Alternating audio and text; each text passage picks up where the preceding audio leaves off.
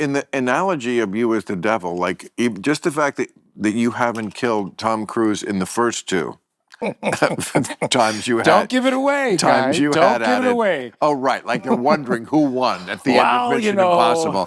Spoiler alert, Tom's a hero. He's the last great movie star. I mean, last great first day on the set, yeah. I said, I don't know anyone who's done what you've done. That's true. Have stayed in the top 5, if not like 10, whatever.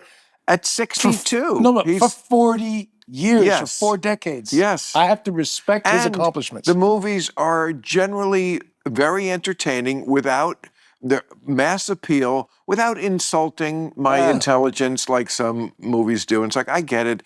You know, this is just for the popcorn crowd. No, I mean, I met him once very briefly, and I just had to tell him, I said, night and day, one of my favorite movies of all time. Wow. And it was not one of his hits by his level. By his level, probably made $200 million or something. But him and Cameron Diaz, it's just like such a delightful, fun caper movie. It's, you know, I think... Vanilla Sky, remember that? Vanilla Sky, I never understood what the fuck was going on but in it was that one. still a fun ride. When she takes that car. You know what? I don't I identified with that so much. I take it very personally when the movie makes me feel like a fucking idiot. Okay? I'm like, okay, I get it. I'm not the smartest guy in the world, but you have to do this to me. Don't take the it other personal. one, that dude who did Oppenheimer, did with the DiCaprio movie. Who did? Right. You know what I'm talking about. Yes, the most popular, like the big name now. Oh my God, this is so bad for me. Well, I smoked a lot of pot, so I'm. Oh my God.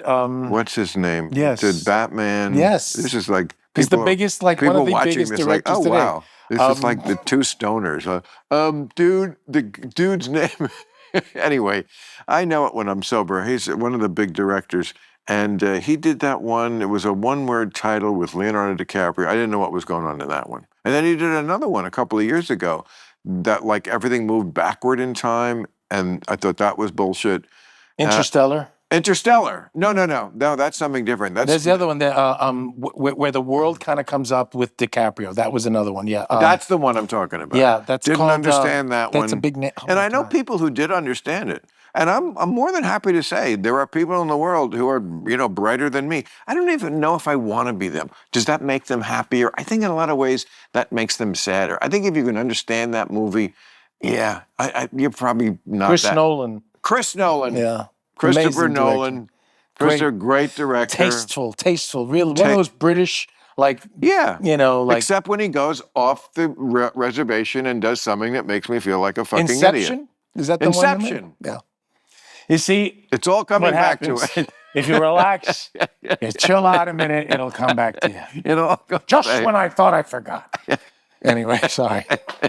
I go into my Al. Well, by the way, I did a little movie with Alec Baldwin. Oh. And Terrence Howard, who I love, who I'm sure. I had him here. Yeah, I love him. I love him. Him and I'm like, anyway, love Terrence Howard. He's got some interesting out there theories like yeah, but you know what? You two would get along. We do. But Alec Baldwin and I had an Al-off, or a Pacino off, where we were both talking like, hoo-ah, if there was half a man, That's great. That is really a good... Say hello to my little friend. That is a really good Al Pacino Listen, impression. Al's the reason, like, when I saw him in Dog Day Afternoon in, like, the 70s, I was like 12, 13 years old. I saw that 1,000-yard stare. And I've said this in interviews, They go, what made you become an actor?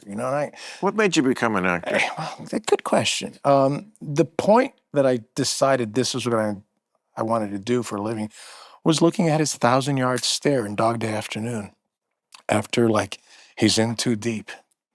And it's like, oh, what am I going to do now? What am I going to do? And you see this, like, this could cost me my life. I'm in a bank. I'm robbing this. Like, and I just felt so much with just a look, a glare, a glance, like he was looking through me. And I was like, I elbowed my buddy. And the plot of that one, if I said, that's what I'm going to do. I said, that's what I'm going to do. If I was half the man I was. Anyway, sorry, guys. This tequila is good tequila. I always feel like that's Al's great thing. It's like he makes ham look good. Oh, dude. Nobody better. Put some cheese on it. But he means it. The thing about Al is he freaking means it. He's all in. Right.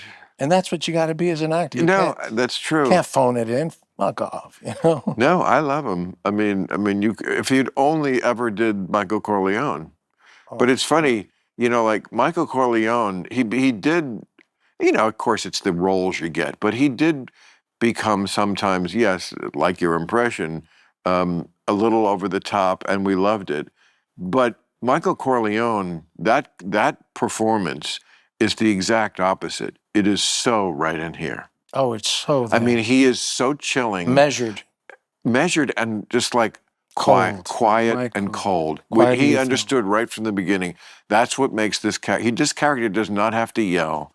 I think he yells one time at his wife. Yeah. It wasn't the bad guy. Come on. When he's who else? Come on. Who pushes our buttons, right? Come on. says a lot. You're right. Yeah, Barzini, I can handle that. But Kay, you are driving me to the moon. Kay, Alice. But like, you know, when he is threatening Carlo, you know, Carlo, don't lie to me. Don't lie to me. Yeah. It insults my intelligence, and that makes me very angry. Now, who approached you? Was it Barzini? Or who's the other guy? See, that I know like my name, but I'm stoned. No, but still, man, look at you. But yes, it's look like, at you. It's so casting directors take right. note. Take note. It's so right in here, and that's what makes it chilling. No, and Al's performance the whole time. I mean, he just keeps it right. I mean, But then he did Bobby Deerfield, which was like really underplayed, and it didn't really, you know what I mean? Like all of us actors. Now, these are movies that try to go against. I mean, I know that name, and I don't know if I ever saw it. Was he a race car driver or something? I think so. But I didn't see it, but I Dog just Day knew that it didn't Afternoon is iconic. I just want to say to the kids who are like, well, what? You have to watch Dog Day. Dog Day Afternoon. He is Go to school. Here's what's very everybody way ahead of its time. Everybody in that movie was ridiculously. Here's where it's really way ahead of its time.